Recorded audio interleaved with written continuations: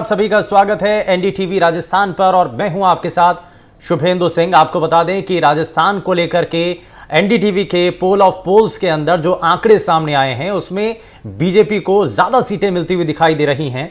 20 के आसपास सीटें जो हैं वो भारतीय जनता पार्टी को, लेकिन 5 से लेकर के 6 तक जो सीटें हैं वो कांग्रेस पार्टी और उनके अलायंस को मिलती हुई दिखाई दे रही हैं। लेकिन जब 4 जून को सभी को लोकसभा चुनाव के नतीजों का इंतजार है तो तमाम न्यूज चैनल्स और एजेंसियों के एग्जिट पोल सामने आ चुके हैं। ज्यादातर एग्जिट पोल में एनडीए गठबंधन को बहुमत मिलता हुआ दिखाई दिया। एनडीए अपने दावों के अनुसार 400 के पार तो नहीं, लेकिन ज्यादातर एजेंसियों के एग्जिट पोल में एनडीए को बहुमत मिलता हुआ दिखाई दे रहा है। अब कुल मिलाकर के करीब 353 सीटें पूरे देश में एनडीए लेकर के आ रही है और सरकार बना रही है। इन आंकड़ों के मुताबिक कांग्रेस की लीडरशिप वाले इंडिया अलायंस को 148 सीटों का अनुमान है, जबकि अन्य को 37 सीटें मिलती हुई दिखाई दे रही हैं। यूपी में बीजेपी को कुछ सीटों का नुकसान होता हुआ दिखाई दे रहा है, लेकिन इसके मायने क्या है जरा राजस्थान के लिहाज से भी समझने की कोशिश करते हैं, क्योंकि राजस्थान में बीजेपी को पोल ऑफ पोल्स में अलग अलग एजेंसियों के सर्वे में 16 से लेकर के 24 सीटों तक मिलती दिखाई दे रही हैं, जबकि कांग्रेस को अधिकतम 7 सीटें मिलने का अनुमान है। राजस्थान में कुल 25 सीटें हैं। बीजेपी सभी सीटों पर अपनी जीत का दावा कर रही है। एग्जिट पोल में बीजेपी को बहुमत मिलता हुआ दिखाई जरूर दे रहा है, वहीं इंडिया गठबंधन 2 से 7 सीटों पर सिमटता हुआ दिखाई देता है। एबीपी न्यूज सी वोटर के एग्जिट पोल के अंदर बीजेपी को 21 से 23 सीटें मिल रही हैं, वहीं इंडिया गठबंधन 2 से 4 सीटों पर जीतता हुआ दिखाई देता है। वहीं दैनिक भास्कर के एग्जिट पोल में बीजेपी को 18 से 20 सीटें मिल रही हैं, वहीं इंडिया गठबंधन को 3 से 7 सीटें मिलती हुई दिखाई दे रही हैं। टाइम्स नाउ ईटीजी के एग्जिट पोल के अंदर बीजेपी को 18 सीट मिल रही हैं, वहीं इंडिया अलायंस को 7 सीटें और अन्य को एक भी सीट नहीं है। वहीं जन की बात के एग्जिट पोल के अंदर बीजेपी को ज्यादा यानी कि 21 से 23 सीटें और इंडिया अलायंस को 2 से 4 सीटें मिल रही हैं।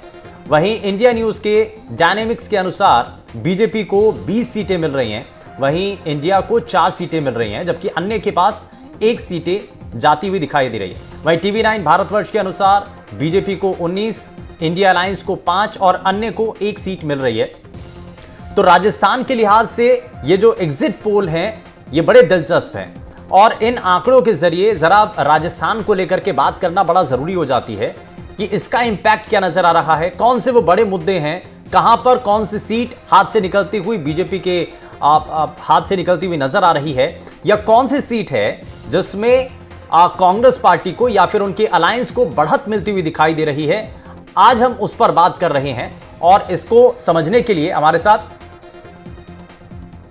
खास पैनल हमारे साथ कार्यक्रम में जुड़ चुके हैं और साथ ही साथ आपको बता दें कि हमारे साथ कांग्रेस पार्टी से प्रवक्ता प्रियदर्शनी भटनागर कार्यक्रम में हैं और साथ ही राजनीतिक विश्लेषक हेमंत गोयल जी हमारे साथ कार्यक्रम में जुड़ चुके हैं। दोनों का ही बहुत स्वागत है। लेकिन सबसे पहले मैं भटनागर साहब एक रिएक्शन इस पर आपसे लेना चाह रहा हूं। जो एनडीटीवी का पोल ऑफ पोल्स है और अलग अलग जो एजेंसीज के द्वारा जो एग्जिट पोल जारी किए गए हैं, जो बताए गए हैं, जो आंकड़े दिखाए गए हैं, सबसे पहले उस पर आपका एक रिएक्शन लेना चाहता हूं। देखिए, जो आंकड़े आए हैं उसके अकॉर्डिंग इंडिया गठबंधन के द्वारा जो 295 की बात कही है, तो सर्वप्रथम तो हमारी दृष्टि के अंदर वो आंकड़ा बिल्कुल दुरुस्त है। और जहां तक एग्जिट पोल की बात करी है तो वो एक अनुमान है। अनुमान को परिणाम का समानता के तौर पे नहीं देखा जा सकता है, इसलिए आपको और हमको वास्तविकता के लिए 4 तारीख का इंतजार करना पड़ेगा। हमें उम्मीद है 4 को 295 का जो आंकड़ा इंडिया गठबंधन ने दिया है, हम उस स्थिति में पहुंच जाएंगे।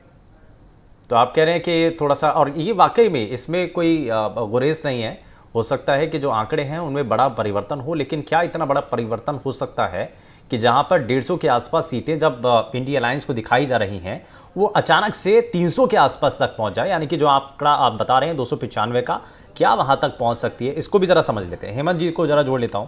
हेमंत गोयल जी, ऐसा नजर आता है एक तरफ हम देख रहे हैं कि आंकड़े जो अलग अलग एजेंसीज के सामने आ रहे हैं उसमें बहुमत बीजेपी को मिलता हुआ दिखाई दे रहा है। 350 के आसपास एक एवरेज हम निकालें तो एनडीए के अलायंस को 350 के आसपास सीटें मिलती हुई दिखाई दे रही हैं और इसमें बीजेपी को 300 सीटें के आसपास मिल रही हैं। इंडिया अलायंस की जो सीटें हैं उसको लेकर के बड़ा संकट है। कांग्रेस पार्टी के प्रवक्ता दावा कर रहे हैं, हालांकि ये आंकड़े जो सामने आए हैं वो बदल भी सकते हैं, उनमें चेंजेस हो सकता है, ऊपर नीचे हो सकता है, लेकिन क्या इतना बड़ा परिवर्तन हो जाएगा कि 300 तक पहुंच जाएंगे? देखिए, सबसे पहले तो मैं हमारे कांग्रेस के जो मित्र प्रवक्ता है वो चैनल पर आ गए। एग्जिट पोल का उन्होंने बायकॉट पहले किया था, लेकिन अब वो उन्होंने उस बायकॉट को वापस ले लिया और वो डिबेट में भाग ले रहे हैं। इसके लिए मैं उनका स्वागत करता हूं। ये अच्छी उन्होंने पहल की, क्योंकि उसका तो उल्टा गलत मैसेज जाता है कि आप बायकॉट क्यों कर रहे हैं, जब आप एक तरफ तो कह रहे हैं कि हमें पूरा बहुमत मिलने जा रहा है, सरकार हम बनाने जा रहे हैं, और फिर आप एग्जिट पोल का बायकॉट करें, तो वो लोकतंत्र के लिए ठीक नहीं है। देखिए, ये बात स्पष्ट है।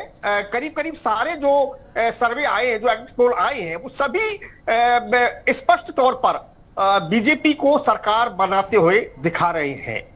अब हम ये तो नहीं कह सकते कि सारे एग्जिट पोल ही बोगस है, गलत है या सच्चाई से परे है, ये तो नहीं कह सकते, क्योंकि ऐसा पहली बार देखने को मिल रहा है। जहां तक मुझे लगता है, जहां तक मैं सोच के चलता हूं, कि सारे एग्जिट पोल एक ही तरफ, एक ही दिशा में जा रहे हैं। ऐसा नहीं है कि कोई एक भी एग्जिट पोल ऐसा नहीं है जो कि एनडीए गठबंधन को सरकार बनाते हुए दिखा रहा हो। तो इससे यह साफ जाहिर है कि तीसरी बार मोदी सरकार बनने जा रही है। अभी तक तो, बाकी तो 4 जून को जब मतपेटियां खुलेंगी, ईवीएम जब खुलेंगी, जब ये स्पष्ट हो पाएगा। लेकिन अभी तक के स्पष्ट ये संकेत है कि मोदी सरकार हैट्रिक बनाने की ओर आगे बढ़ रही है। लेकिन क्या इतना बड़ा परिवर्तन हो सकता है? क्योंकि एक आंकड़ा गलत हो सकता है, 2 आंकड़े गलत हो सकते हैं, 3 एजेंसी के आंकड़े अगर आपको लगता है कि शायद इधर हो सकते हैं, लेकिन सभी का आप आकलन गलत बता रहे हैं। और दूसरा, जहां तक की जाने की आप बात कर रहे हैं 300 सीटों के पास, वो उतना बड़ा प्रोजेक्शन होने की संभावना कितनी आपको दिखाई देती है, हेमंत जी? नहीं, बिल्कुल। देखिए, ये तो स्पष्ट तौर पे था कि जिस तरह से चुनाव हुए और जिस तरह से कांग्रेस के लोगों की बौखलाहट दिखी, एनडीए गठबंधन बिखरा हुआ दिखा, उससे साफ जाहिर था कि पुनः मोदी सरकार बनने जा रही है। क्योंकि जिस तरह से कांग्रेस के लोगों की भाषा थी, जिस तरह के वो चुनाव प्रचार में जिस भाषा का इस्तेमाल वो कर रहे थे, जिस तरह से मोदी पर डायरेक्ट अटैक कर रहे थे, नरेंद्र मोदी पर, प्रधानमंत्री पर, तो वो उससे साफ जाहिर था कि वो उनकी हताशा स्पष्ट तौर पर झलक रही थी।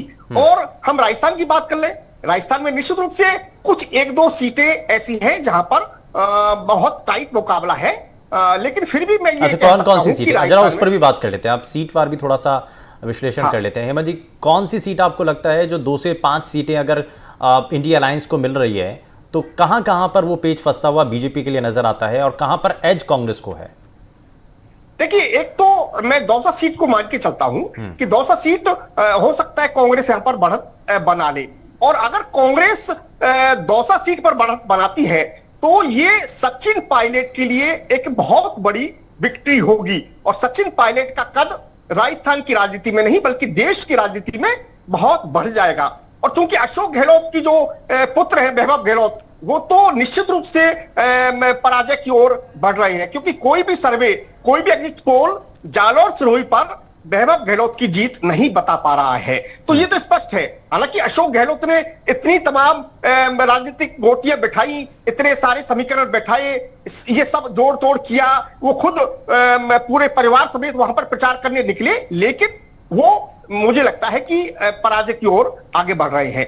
एक हम देखें तो करौली धौलपुर की जो सीट है, वहां पर भी कांग्रेस ने बीजेपी को अच्छी टक्कर दी है। भरतपुर सीट में भी टक्कर दी है। टोंक सवाईमाधोपुर सीट में भी कांग्रेस ने टक्कर दी है। झुंझुनू सीट का भी हम मान सकते हैं। इसी तरह हम जो बाड़मेर की सीट है, अब बाड़मेर की सीट पर हुआ क्या है कि वहां पर चूंकि राजपूत बोर्ड जो बीजेपी के कोर वोटर होते हैं, वो कितना रविंद्र भाटी ले जा पाते हैं, इस पर डिपेंड करता है। हालांकि वहां पर जाट वोटर, बाड़मेर सीट पर जाट वोटर भी बटा है क्या? जाट वोटर भी बटा है, लेकिन एंड टाइम पर चूंकि हनुमान बेनीवाल ने बीजेपी को सपोर्ट कर दिया, तो इससे बीजेपी को फायदा नजर आ रहा है। और उसके साथ ही कांग्रेस के अमीन खान, उन्होंने भी इसको रविंद्र भाटी को सपोर्ट किया। इससे कांग्रेस के जो कोर वोटर है वो छिटकते हुए नजर आए। तो और दूसरा, अशोक गहलोत पर यह आरोप लगे सोशल मीडिया पर जमकर कि उन्होंने रविंद्र भाटी का प्रचार किया, उन्होंने कांग्रेस प्रत्याशी को हराने का वहां पर कोशिशें की। तो जिस तरह की ये बातें आई और सोशल मीडिया पर तो यहां तक मांग उठी कि अशोक गहलोत को पार्टी से निष्कासित कर दिया जाए, जिस तरह से उन्होंने रविंद्र भाटी को सपोर्ट किया और इस तरह की बातें हुई। तो चूंकि जो उम्मीदवार है बाड़मेर में, वहां पर वो चूंकि हरीश चौधरी के वो प्रत्याशी बताए जाते हैं, हरीश चौधरी उनको कांग्रेस में लेकर गए, इससे हनुमान बेनीवाल भी काफी खपा बताए जाते हैं और हनुमान बेनीवाल एंड टाइम पर बीजेपी को सपोर्ट किया, इसलिए वहां पर बीजेपी भी प्लस की स्थिति में नजर आती हुई दिख रही है। यानी कि जिस सीट को हम फंसा हुआ मान रहे हैं वो असल में जो है वो बीजेपी के पक्ष में वहां के समीकरण बनते हुए दिखाई दे रहे हैं। मैं इसमें जरा एक रिएक्शन भटनागर साहब से भी ले लेता हूं। भटनागर जी, आपको कौन सी सीट ऐसी लगती है, क्योंकि 2-3 से लेकर के 2 से लेकर के और 5 से 7 सीट तक का एक आकलन है, मैक्सिमम जो अलग अलग एजेंसीज के पोल हैं उसके अंदर मैक्सिमम 7 सीट दिखाई गई हैं कांग्रेस पार्टी के लिए राजस्थान के अंदर। आपको लगता है कौन कौन सी वो सीट हैं जहां पर एक अच्छी स्थिति में कांग्रेस पार्टी है, जहां पर बहुत अच्छी मजबूती से कांग्रेस पार्टी ने लड़ाई लड़ी है? देखिए, राजस्थान के अंदर कांग्रेस बढ़त की ओर है। कांग्रेस पार्टी ने बहुत मजबूती से और एकजुटता के साथ में पार्टी ने काम किया है। उसी के परिणाम के कारण आज आप देख लीजिए आपके रुझानों में हमारे को बढ़त है। जहां तक आपने सीटों की बात करी है तो मैं सिर्फ आपको एक अनुमान ही बता सकता हूं कि जिसके अंदर आप मान लीजिए नागौर है, झुंझुनू है, सीकर है, टोंक सवाई माधोपुर है। उसके अलावा आप जैसे ये कह रहे हैं अशोक गहलोत साहब के सुपुत्र के लिए कह रहे हैं कि जालोर से संभावना उनकी कम है, लेकिन हमारी दृष्टि के अंदर हमारी कार्यकर्ताओं से बात हुई है तो हमारे को निश्चित तौर पे हमको हमारी वहां जीत दिखाई दे रही है। उसके अलावा हमारे को अजमेर के अंदर हमारी जीत दिखाई दे रही है। बांसवाड़ा के अंदर महेंद्र सिंह जी मालवीय जो भारतीय जनता पार्टी में गए थे, वहां पर उनकी करारी हार उनको मिलने की स्थिति है। उसके अलावा आप देख लीजिए बाड़मेर के अंदर जो कैलाश चौधरी भारतीय जनता पार्टी के अंदर केंद्रीय मंत्री है, उनकी भी हार लगभग तय है। तो इस तरीके से देखा जाए तो हम तो इसको 7 से आगे मान रहे हैं। हमारे हिसाब से तकरीबन कांग्रेस के पास में कम से कम हमारे पास में 12 से 15 सीटें आने की संभावना है। इससे ज्यादा भी आ सकती है, लेकिन 15 तक का हमारा अनुमान है। अच्छा, एक चीज अब और भी है हेमंत जी, क्योंकि शुरुआत में बीजेपी का ये दावा था और अभी तक भी दावा है, सीएम से कल बातचीत की गई इन एग्जिट पोल के आंकड़ों को लेकर के, तो उन्होंने कहा कि साहब एग्जिट पोल में जो आंकड़े आ रहे हैं वो अलग बात है, हम 25 सीटें जीत रहे हैं। लेकिन दूसरी तरफ कांग्रेस पार्टी कह रही है कि क्योंकि हमने कांग्रेस पार्टी के कई नेताओं से बात की तो उन्होंने कहा कि हम 8 से लेकर के 15 सीट तक लेकर के आ रहे हैं। तो दोनों पार्टियों के अलग अलग दावे हैं। असल में मुद्दा क्या रहा? क्या जो स्थानीय फैक्टर हैं, जो लोकल इश्यूज हैं, वो ज्यादा हावी रहे हैं और बशर्ते के ब्रांड मोदी वाली जो इमेज थी वो पीछे रह गई? देखिए, कांग्रेस के मित्र कुछ भी कहें, कांग्रेस के मित्र तो देश में राहुल गांधी को प्रधानमंत्री बनाने जा रहे हैं। उनकी तो 1 तारीख को मीटिंग हो गई और उन्होंने अपना प्रधानमंत्री के पद का उन्होंने घोषित भी कर दिया। लेकिन राजस्थान में वो कहते हैं 15-12 सीट मिलेंगी। मुझे नहीं लगता, मुझे लगता है 2 या 3 सीट उनको मुश्किल से मिल सकती है। ये सही है कि राजस्थान में काफी कुछ जो कास्ट फैक्टर है वो हावी रहे, एक बात। दूसरी बात, जो यहाँ पर वोटिंग परसेंटेज कम रहा, उसकी भी कई सारी वजह रही। और मुझे तो लगता है कि वोटिंग परसेंटेज का नुकसान कांग्रेस को मुझे ज्यादा नजर आया, क्योंकि कांग्रेस के कई उम्मीदवारों ने टिकट तक वापस कर दिए थे। हम जयपुर की बात करें, प्रताप सिंह खचरियावास ने कह दिया कि मुझे तो, मैंने टिकट मांगा तो था नहीं, अब टिकट दे दिया तो ठीक है, मैं चुनाव लड़ लेता हूं। बीजेपी यहां पर मजबूत है। उन्होंने चुनाव लड़ने से पहले ये कह दिया कि बीजेपी यहां पर मजबूत है। अब आप देखिए क्या मनोदशा कांग्रेस के कार्यकर्ताओं की रही होगी कि हमारा कांग्रेस का कैंडिडेट ये कह रहा है कि यहां पर बीजेपी मजबूत है। वो तो चुनाव लड़ने से पहले पराजय स्वीकार कर चुके हैं। सुदर्शन रावत ने वहां पर टिकट वापस कर दिया कि साहब मैं तो टिकट मांगा ही नहीं। झुंझुनू में भी ये इस तरह के बृजेंद्र ओराला ने कहा कि मैंने टिकट नहीं मांगा। हालांकि बाद में बृजेंद्र ओराला ने अपनी स्थिति को सुधार किया और वहां पर वो टक्कर देते हुए नजर आए। तो तमाम इस तरह की बातें राजस्थान में हुई। हम कोटा की बात करें तो वहां पर शांति धारीवाल और प्रहलाद गुंजल में जो पुरानी अदावत रही है वो वहां पर पूरी तरह से सामने आ गई। तो ये तमाम बात, और बीजेपी के कार्यकर्ता का मैं ये कह सकता हूं कि जो ताकत उनको लगानी चाहिए थी बीजेपी के कार्यकर्ताओं को, शायद वो उतनी ताकत से चुनाव नहीं लड़ पाए, क्योंकि जिस तरह का उनका माइक्रो मैनेजमेंट बूथ लेवल का एक जो प्लानिंग जो तैयार की गई थी कि हर बूथ पर हमको 10% वोट का इजाफा करना है, 370 वोट का इजाफा करना है, शायद वो उतना उस पर काम नहीं कर पाए। हाँ। ऐसा मुझे नजर आता है और इसीलिए शायद वोटिंग परसेंटेज राजस्थान में कम रहा। हाँ। अच्छा, दूसरा ये भी था कि बीजेपी के कार्यकर्ताओं को ये पूरा भरोसा था कि सरकार तो हमारी आ रही है, हाँ। इसलिए ज्यादा मेहनत करने की आवश्यकता नहीं है। और कांग्रेस के कार्यकर्ताओं में ये रहा कि भाई हमारी तो सरकार तो बन नहीं सकती, अब क्या। तो इस तरह से दोनों तरफ से कुछ इस तरह का कमजोरी देखने को मिली, क्योंकि ठीक है। पर्चियां ये जो लड़ाई है ना कांग्रेस लोगों पार्टी तक की, पहुंच नहीं क्योंकि पाई। सोशल मीडिया पर बड़ी अच्छी तरीके से लड़ी गई, सोशल मीडिया पर उसकी धमक दिखाई दी, उसका प्रभाव दिखाई दिया, लेकिन जमीन पर उसका कितना असर रहा इस बात को लेकर के अभी भी सवाल है। मैं इस पर वापस लौटूंगा सर, इस पर आपसे बात करूंगा, लेकिन भारतीय जनता पार्टी से प्रवक्ता विकास सोमानी जी भी हमारे साथ कार्यक्रम में जुड़ चुके हैं। विकास जी, बहुत स्वागत है आपका एनडीटीवी राजस्थान पर, आपने समय निकाला। विकास जी, अलग अलग एजेंसीज के जो एग्जिट पोल हैं वो भी सामने आए और एनडीटीवी का पोल ऑफ पोल्स जिसमें सभी एग्जिट पोल का निचोड़ भी है, तो उसमें भी पूरी सीटें तो राजस्थान के अंदर बीजेपी को नहीं मिल रही हैं, ये एग्जिट पोल के आंकड़े बता रहे हैं। हालांकि मुख्यमंत्री का अपना दावा है, वो भी कह रहे हैं कि नहीं साहब, हम अभी भी अड़ी गए हैं इसी बात पर कि 25 सीटें हमारी आ रही हैं। आपको लग रहा है कि कहीं पर कोई नुकसान है? कितनी सीटों का आकलन?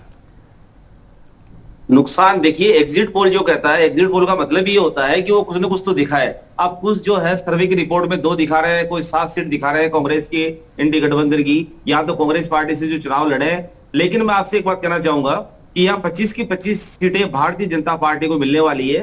माननीय मोदी जी की जो गारंटी पे जो वोट पड़े हैं, और जहां तक अभी पे सुन रहा था तो वो कह रहे थे कि मतदान का प्रतिशत कम हुआ, उसके पीछे ये बहुत बड़ी बात है कि कांग्रेस के जो प्रत्याशी, लोकसभा प्रत्याशी चुनाव लड़े, तो उनके साथ जो लगने वाले कार्यकर्ता बड़े हताश और निराश, और नेता भी हताश निराश थे, क्योंकि नेतृत्व जब इस प्रकार का होता है तो कार्यकर्ता भी नेतृत्व को देख के हताश हो जाता है। तो जो कांग्रेस के जो वोट पड़ने थे वो वोट भी नहीं पड़े बिल्कुल भी, और जो क्योंकि रुझान और उत्साह कांग्रेस के कार्यकर्ता में कहीं देखने को नहीं था।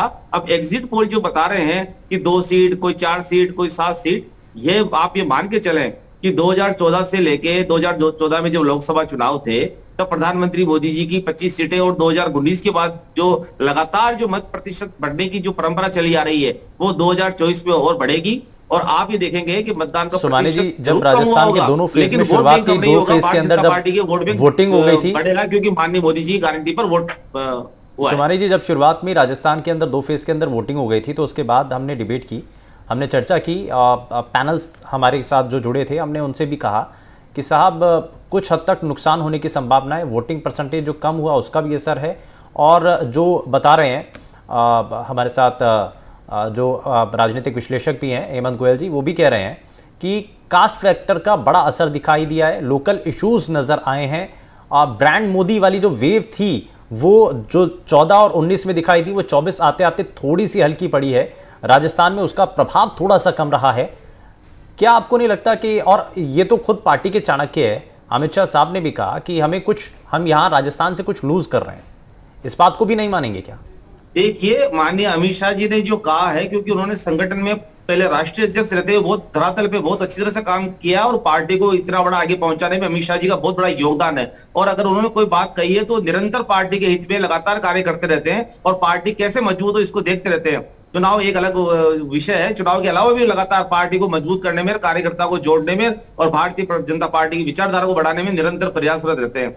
रही बात, उन्होंने ये बात कही तो लूज की स्थिति में ये हो सकता है कि जहां से हम 6 लाख से जीत रहे हैं मतदान से, 2019 में जीते, जहां 5 लाख से जीते, या कहीं से हम 2.5 लाख से जीते, तो हो सकता है कि मतदान का प्रतिशत कम होने की वजह से जहां हो सकता है 10-20-50 हजार वोटों से कम जीत जाए, क्योंकि भारतीय जनता पार्टी लगातार चुनाव के मोड में या कार्यकर्ताओं के साथ जुड़े रहने के मोड में और अपनी विचारधारा को पहुंचाने के मोड में, और जो केंद्र सरकार ने जो कार्य किए उनको पहुंचाने के मोड में निरंतर प्रयासरत रहते हैं। तो ये बात जरूर महसूस हुआ, तो उन्होंने कहा होगा इस बात को जो ये, लेकिन ऐसा नहीं है। चाहे हम किसी सीट को, हो सकता है कुछ मत प्रतिशत पे कम ज्यादा गैप हो सकता है क्योंकि मतदान प्रतिशत कम हुआ है, लेकिन 25 की 25 सीटें भारतीय जनता पार्टी को जहां पर आपको लगता है कि मार्जिन थोड़ा सा कम होने की संभावना है या कुछ कांटे की टक्कर चल रही है?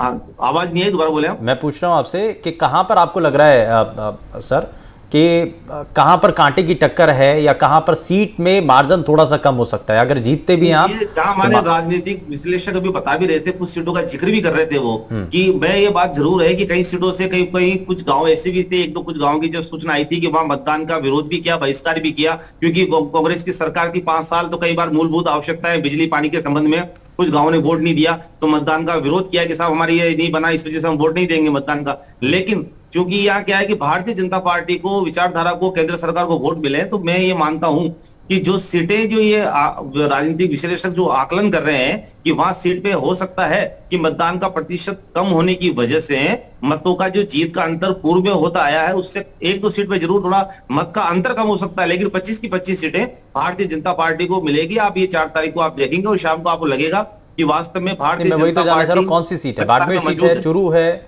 झुंझुनू है, सीकर है, कौन सी है? झुंझुनू, सीकर, चाहे आप चूरू, चाहे आप जालोर, चाहे आप भरतपुर, चाहे टोंक, कहीं भी ले लें आप, जो स्थितियां जहां राजनीतिक विश्लेषक अपने गणित को बता रहे हैं, लेकिन एक भी सीट कांग्रेस ये नहीं कह सकती, या कांग्रेस के प्रवक्ता हमारे साथ बैठे हुए ये नहीं कह सकते कि ये सीट हम जीती हुई मान रहे हैं। हम ये विश्लेषक जरूर 2 या 5 सीटों की बात कर रहे हैं और बता भी रहे हैं, सिंगल डिजिट की बात की, एक सीट पे शो आज आते आते मनोबल इतना बड़ा है कि वो डबल डिजिट तक पहुंच गए हैं, 15 तक की बात कर रहे हैं। हालांकि एग्जिट पोल के अंदर 7 सीटों का ये अनुमान बताया गया मैक्सिमम, लेकिन जिस तरीके से कांग्रेस पार्टी के नेता, बिल्कुल आप जो कहना चाह रहे हैं 4 तारीख सुबह तक हो सकता है 25 की 25 का भी दावा करते हैं, क्योंकि कर सकते हैं, लेकिन शाम को जब रिजल्ट आएगा तो लगेगा कि भारतीय जनता पार्टी 25 की 25 सीटें प्राप्त करके और माननीय मोदी जी के हाथ को मजबूत करने के लिए अब पूरे भारत में परचम लहरा रही है भारतीय जनता पार्टी। तो आप इस बात को विशेष रूप से माने कि राजस्थान में 25 की 25 सीटें जो है लोकसभा में भारतीय जनता पार्टी को मिलने वाली। ठीक है, मैं इसमें भटनागर साहब को जोड़ रहा हूं। भटनागर साहब, कौन सा ऐसा इशू था, लोकल इश्यूज हावी रहे हैं, ये बात तो माननी पड़ेगी, क्योंकि ब्रांड मोदी वाली वो जो वेव थी जिसके बारे में बार बार बीजेपी के नेता कहते हैं, कई सीटों पर उसका उतना प्रभाव नजर नहीं आया है। आपको क्या लग रहा है, लोकल इश्यूज में कौन सा ऐसा बड़ा मुद्दा था जो काम करा? देखिए, वास्तविकता तो यह है कि राजस्थान के अंदर भारतीय जनता पार्टी की डबल इंजन की सरकार उसी दिन फेल हो गई थी कि जब इनकी पार्टी के द्वारा पर्ची पे मुख्यमंत्री का चयन किया गया। ये जो बात कहते हैं सबको साथ लेके चलने की, उस चीज का इन्होंने उसी दिन दमन कर दिया कि यहाँ पर पूरी जनता को पता चला कि इनमें होता वही है जो यहाँ पर व्यक्तिवादी पार्टी के नेता मोदी जी कहते हैं। उन्होंने पर्ची भेजी, इन्होंने पर्ची निकाली, उसी दिन से राजस्थान के कार्यकर्ताओं का दमन और हताशा उसी दिन से इनके स्टार्ट हो गई थी। अब जहां तक आपने बात करी मुद्दे की, तो राजस्थान के अंदर खुद मोदी जी ने पहले कई बार आकर कहा है कि पूर्व मुख्यमंत्री अशोक जी का कार्यकाल बहुत बेहतरीन था। राजस्थान के अंदर भारतीय जनता पार्टी की सरकार बनने तक इन्होंने सिर्फ कोई 93 दिनों तक, आचार संहिता लगने तक एक भी काम नहीं किया, सिर्फ कांग्रेस की योजनाओं की पॉलिशिंग करी या ज्यादा से ज्यादा नाम बदलने की इन्होंने दुस्साहस किया। अब जहां तक बात आती है मुद्दे की, आज आप देख लीजिए, आज पानी की कमी, एक घोषित बिजली की कटौती, और उसके अलावा आप देख लीजिए ईआरसीपी पर भारतीय जनता पार्टी का जो एक दोहरा चरित्र, बिजली पानी के संकट को जो सवाल आप उठा रहे हैं तो बाद में हुआ ना, और ये तो जब तक वहां तक विश्वास जनता में था ना, नहीं, शुरुआत में अगर वोटिंग का जो समग्र ये स्थिति रही कि यहाँ पर भारतीय जनता पार्टी को जनता ने नकारा है। हाँ। राजस्थान के अंदर जनता ने नकारा है, परिणाम 4 को आएंगे। आप देखिए राजस्थान के, क्या मैं बिल्कुल मान रहा हूं लोकल मुद्दे पे वोट पड़े, लेकिन उसके साथ साथ में राष्ट्रीय मुद्दों पर, महंगाई, बेरोजगारी पर को भी जनता ने नजरअंदाज। मैं हेमंत जी को जरा जोड़ लेता हूं, हेमंत जी को मैं जरा जोड़ रहा हूं। हेमंत जी, एक चीज बताइए, जालोर सिरोही का भी आपने जिक्र किया, आपने कहा कि वैभव गहलोत की सीट फंसती हुई दिखाई दे रही है और कहीं से कहीं तक निकल नहीं रही है वो सीट। अगर ऐसा होता है, एक बड़े कद्दावर नेता कांग्रेस पार्टी के पूर्व मुख्यमंत्री, अगर उनके बेटे की सीट फंस जाती है, नुकसान होता है, तो राजनीतिक करियर जो है क्या वो संकट में नहीं आ जाएगा? इसको लेकर के भी सवाल होंगे और 4 तारीख के बाद इसको लेकर के भी चर्चाएं शुरू हो जाएंगी पार्टी के भीतर भी। देखिए, राजस्थान कांग्रेस के लिहाज से 4 तारीख को बहुत ही महत्वपूर्ण फैसला होने जा रहा है। अब ये मान के चलिए कि जितनी भी 1, 2, 3 सीट कांग्रेस को मिलेंगी, वो मुझे लगता है सचिन पायलट के जो टिकट है उन पर जीत होगी, और सचिन पायलट का कद राजस्थान की राजनीति में बढ़ने जा रहा है। चाहे हम सीट दौसा की बात कर ले, वो सचिन पायलट की टिकट है, हम झुंझुनू की बात कर ले बृजेंद्र ओला की, वो सचिन पायलट की टिकट है, टोंक सवाईमाधोपुर की बात कर ले जहां पर कांग्रेस टक्कर दे रही है, चाहे हम भरतपुर की बात कर ले वहां पर कांग्रेस टक्कर दे रही है। ये तमाम टिकट सचिन पायलट की टिकट है, एक बात। दूसरी बात, अशोक गहलोत का राजनीतिक वैभव बिल्कुल समाप्ति की ओर है। मैं कई बार आपके चैनल पर यह बात का निवेदन कर चुका हूं, क्योंकि जिस तरह से राजनीतिक बिसात अशोक गहलोत ने बैठाई, जिस तरह से पार्टी को तोड़ने का काम अशोक गहलोत ने किया, वो अब वो तो नाकारा निकम्मा गद्दार किसी और को बताते हैं, नहीं है। नहीं गोयल साहब, नाकारा, निकम्मा, गद्दार तो वो किसी और को बता देते हैं। नहीं नहीं नहीं, देखिए आप देखिए कि वो कांग्रेस के सभी नेताओं को नाकारा, निकम्मा, गद्दार बता चुके हैं। पहले अपने डिप्टी सीएम सचिन पायलट को बता चुके थे, अपने कांग्रेस पार्टी के एमएलए को 20-20 करोड़ में बिका हुआ बता चुके थे, और अब तमाम जो कांग्रेस के बड़े मंत्रिमंडल, उनके साथ मंत्रिमंडल में सहयोगी रहे, चाहे वो राजेंद्र यादव है, चाहे वो महेंद्र सिंह मालवीय है, और चाहे वो लालचंद कटारिया है, तब वो उनके मंत्रिमंडल में सहयोगी थे, तो वो लायक थे। और जैसे ही वो बीजेपी ज्वाइन कर गए, उनका साथ छोड़ गए, वो नालायक हो गए, वो निकम्मे हो गए, वो गद्दार हो गए। और हम बात करें उस टाइम की, तब क्या अशोक गहलोत ने गद्दारी नहीं करी थी क्या? आला कमान को सीधा सीधा ठेंगा दिखाया। यहाँ पर कांग्रेस के उस समय प्रभारी जो राष्ट्रीय अध्यक्ष है, ये प्रभारी बनकर आए थे, सचिन पायलट को सीएम बनाने के लिए आए थे, अजय माकन आए थे, उन सबको इन्होंने ठेंगा, यानी कि ये भी है कि 4 तारीख के बाद जो बड़े बड़े दिग्गज नेता हैं उनका राजनीतिक करियर आगे किस दिशा में चलेगा ये भी तय होने वाला है, क्योंकि उनके राजनीतिक करियर पर सियासी संकट भी बन सकता है। खैर, बहुत शुक्रिया तीनों ही खास मेहमानों का कार्यक्रम में जुड़ने के लिए, बहुत बहुत धन्यवाद। और एनडीटीवी के पोल ऑफ पोल्स के अंदर बहुत सारे आंकड़े सामने आए हैं, लेकिन नतीजा 4 तारीख को ही सामने आएगा, और उसके बाद एक बार फिर से हम एक सेशन रखेंगे जिसमें हम चर्चा करेंगे, प्रवक्ताओं को साथ में रखेंगे और ये जानने की कोशिश करेंगे कि क्या जो आंकड़े दिखाए थे उसके अंदर कितना परिवर्तन होता हुआ दिखाई दिया। यार रुक रहे एक छोटे से ब्रेक के लिए, कई मजा आएगा, बने रहिए एनडीटीवी राजस्थान के साथ। नमस्कार।